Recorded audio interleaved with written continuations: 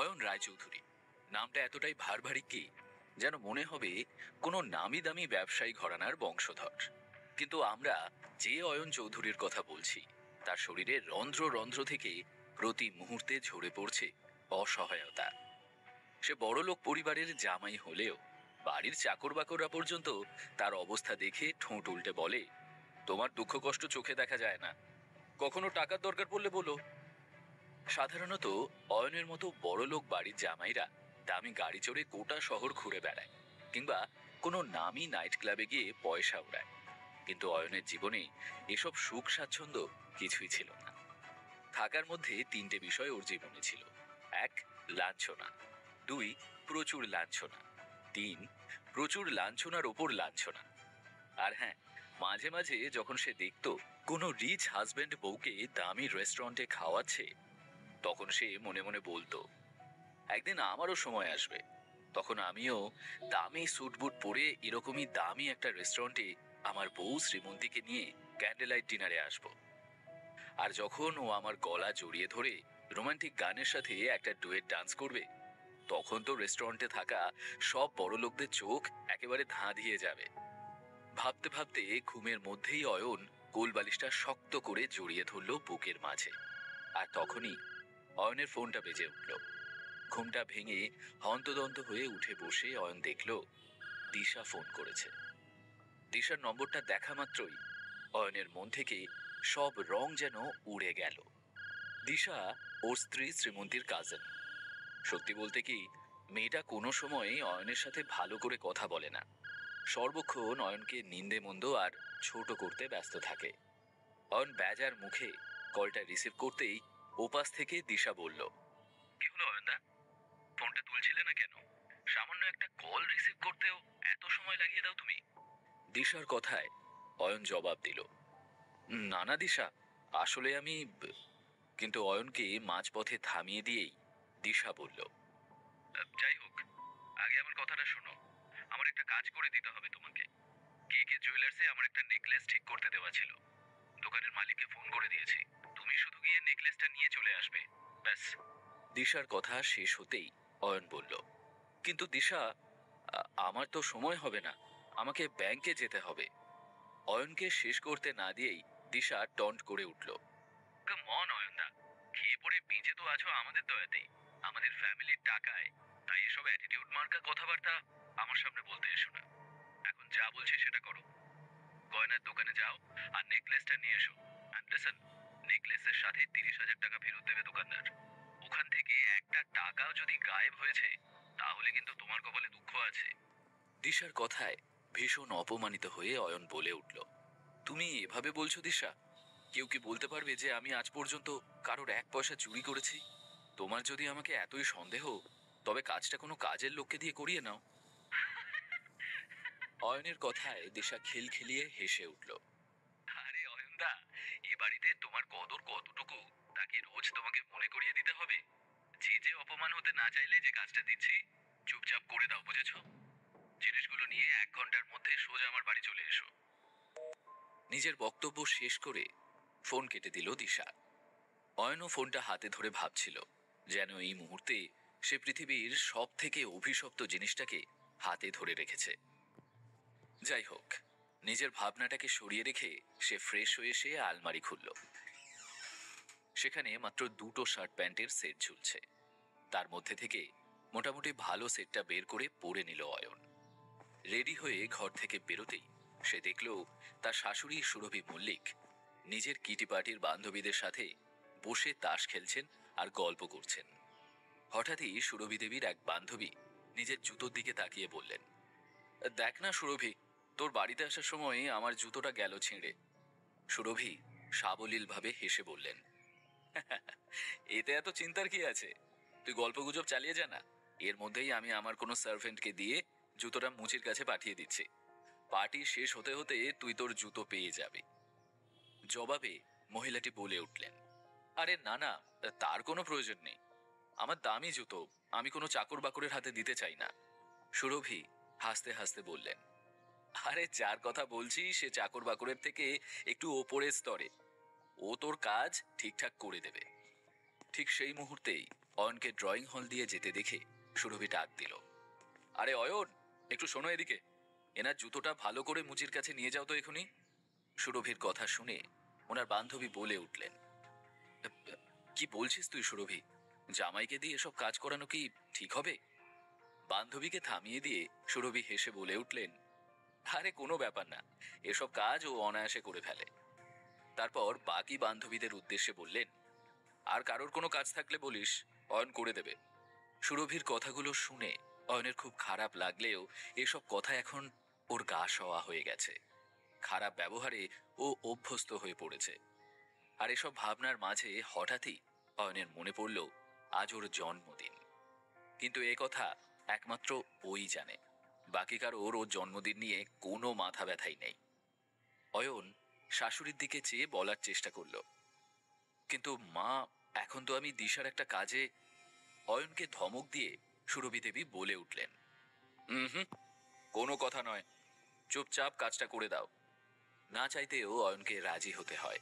সুরভির বান্ধবী নিজের জুতো খুলে অয়নের হাতে দিয়ে বলেন, জুতোর এই দিকের ফিতাটা খুলে গেছে, জাস্ট এটা ঠিক করে আনলেই হবে। মন মরা দৃষ্টি নিয়ে অয়ন জুতোটা দেখল। সুরভির বাকি বান্ধবীরাও অয়নের উপর নিজের কোনো না কোনো কাজ চাপিয়ে দিলেন। অয়নের ভালো লাগছিল না, অথচ না চাইতেও কাজগুলো তাকে করতে হবেই। এমন সময় সামনের দেওয়ালে ওর আর ওর স্ত্রী শ্রীমন্তীর ছবিটায় চোখ পড়ল অয়নের। মনে মনে অয়ন বলল, এত অপমান সহ্য করেও আমি এ বাড়িতে পড়ে আছি শুধুমাত্র তোমার জন্য, কারণ আমি তোমাকে কোনোভাবেই হারাতে চাই না। I love you Shree. নিজেকে সামলে অয়ন ম্যানশন থেকে বেরিয়ে নিজের বাইকে উঠে বসল। আর তখনই ওর ফোনে ওর বউ শ্রীমন্তীর মেসেজ এলো, একবার আমার অফিসে আসতে পারবে? মেসেজটা পড়ে অয়নের ঠোঁটের কোণে হাসি খেলে গেল। সারাদিনের সমস্ত মন খারাপ এক লহমায় সরে গেল ওর মাথা থেকে। আজ প্রথমবার শ্রীমন্তী ওকে নিজের অফিসে ডেকেছে। শ্রীমন্তী ওর বেঁচে থাকার একমাত্র কারণ। শ্রীমন্তীর জন্যই ও নিজেকে এত সমস্যার মাঝেও সামলে রাখে। শ্রীমন্তীর মুখটা দেখলে অয়ন নিজের জীবনের সমস্ত কষ্ট ভুলে যায়। ওর খুশির জন্য যা যা করার দরকার অয়ন করবে, কিন্তু নিজের থেকে কখনো শ্রীমন্তীকে আলাদা হতে দেবে না। মেসেজটা পেয়ে অয়ন মৃদু হেসে বলল, শ্রী, আজ প্রথমবার তুমি আমাকে তোমার অফিসে ডাকলে। আমি জানতাম আমার বার্থডের কথা আর কারণ মনে থাক বা না থাক, তোমার ঠিক মনে থাকবে। এই কারণেই তো আজ তুমি আমাকে ডেকেছ। আমিও ভীষণভাবে ওয়েট করে আছি তোমার থেকে সারপ্রাইজ গিফটটা পাবো বলে। আমি আসছি। ভাবনা থামিয়ে বাইকে উঠে বসলো অয়ন। তারপর ফুরফুরে মেজাজে মল্লিক ইন্ডাস্ট্রিজের দিকে রওনা দিল। রাস্তায় একটা ফুলের দোকান দেখে কি মনে করে বাইক থামালো অয়ন। তারপর নিজের পার্সটা খুলে দেখলো যে একটা মাত্র 500 নোট পড়ে রয়েছে তাতে। অয়ন মনে মনে বলল, আমার বাইরে পরে যাওয়ার তো তেমন শার্ট প্যান্ট নেই।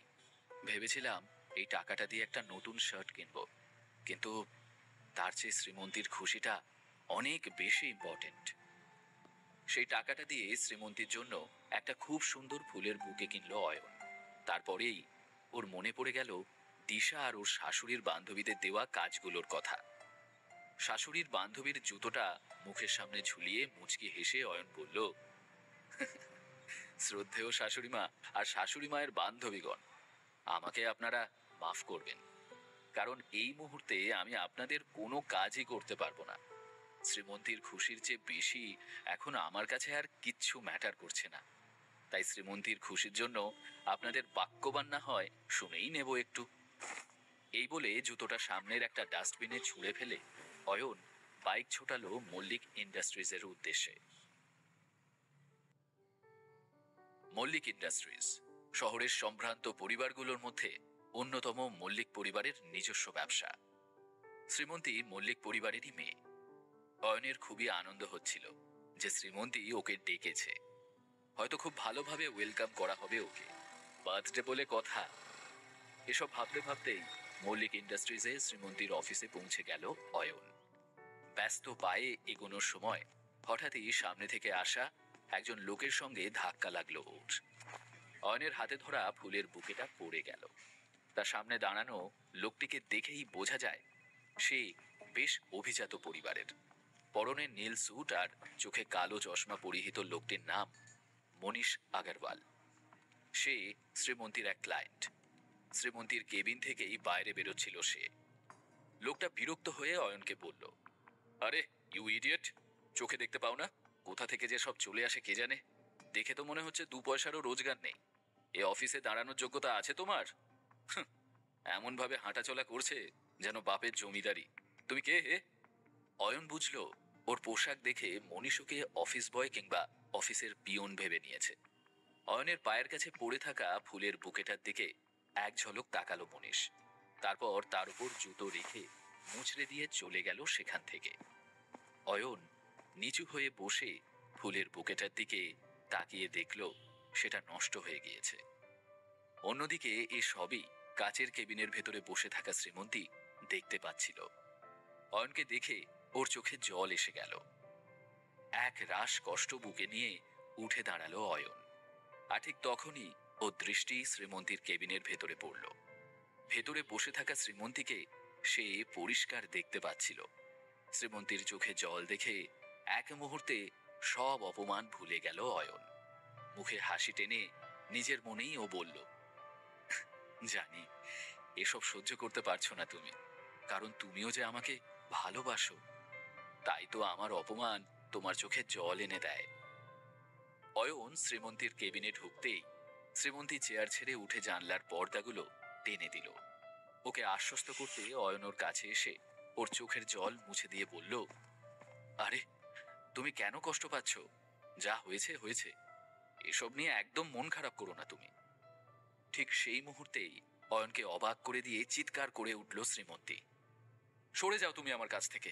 কেন পড়ে রয়েছো এখানে? কেন চলে যাচ্ছ না আমার জীবন থেকে? শ্রীমন্তীর কথায় স্তব্ধ হয়ে গেল অয়ন। শ্রীমন্তী আবারও বলল, স্বামীনা, তুমি আমার জীবনের একটা অভিশাপ। কি চাও বলো তো তুমি আমার কাছ থেকে? বাবা জোর করে তোমার সঙ্গে আমার বিয়ে দিয়ে আমাকে এই সম্পর্কে বেঁধে দিয়েছে। তুমি তো আমার যোগ্যও নও, তা সত্ত্বেও বাবা তোমার মতো একটা লোকের সাথে আমায় বিয়ে দিয়ে দিল, আর তার শাস্তি আমি আজও ভুগছি। শোনো, আজ ড্রাইভার আসেনি, তাই আমি তোমাকে ডেকে পাঠিয়েছিলাম। কিন্তু আমি বুঝতে পারিনি যে আমার হাজবেন্ড এই সামান্য কাজটুকু করতে গিয়েও গন্ডগোল করবে। তোমার জন্য আমার এতদিনের পুরনো ক্লায়েন্ট আজ আমার অফিস থেকে রাগ করে বেরিয়ে গেল।